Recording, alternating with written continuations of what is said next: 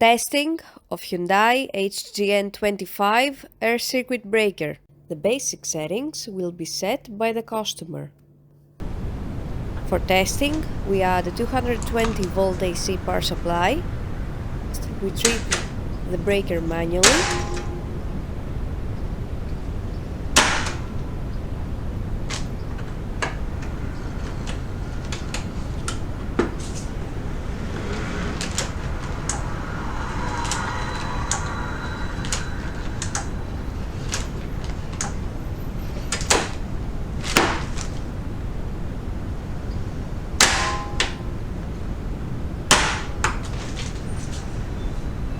It is now clear that the air circuit breaker is working successfully and is ready to be delivered to the customer.